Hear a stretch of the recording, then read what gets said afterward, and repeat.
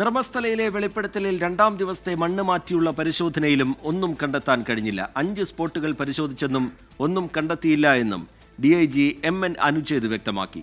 അന്വേഷണം പ്രാഥമിക ഘട്ടത്തിൽ മാത്രമാണെന്ന് DGP പ്രണബ് മോഹന്തി പറഞ്ഞു. നാളെയും കുഴിച്ചുള്ള പരിശോധന തുടരും.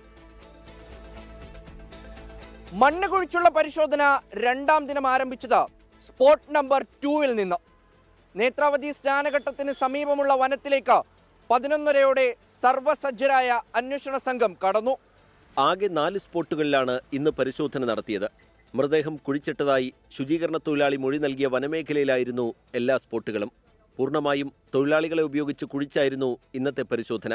മണ്ണുമാന്തി യന്ത്രം വനത്തിനുള്ളിലേക്ക് കൊണ്ടുപോകാനാകാത്തത് തിരിച്ചടിയായി.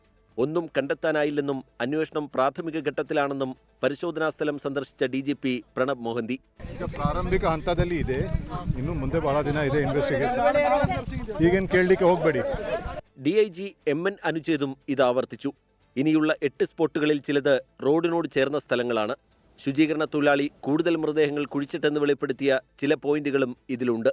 ആദ്യ 2 ദിവസവും മണ്ണിനടിയിൽ നിന്ന് കാര്യമായൊന്നും കിട്ടിയില്ല. ഇനി അവശേഷിക്കുന്നത് ഇവിടുത്തെ 8 സ്പോട്ടുകളാണ്. ഇതിൽ ഭൂരിഭാഗവും നാളെ തന്നെ കുഴിച്ചു പരിശോധിക്കാനാണ് നീക്കം. ക്യാമറാമാൻ രജീഷ് കരിവള്ളൂരിനൊപ്പം ധർമ്മസ്ഥലയിൽ നിന്ന് മുഹമ്മദ് റഹീസ്, 24.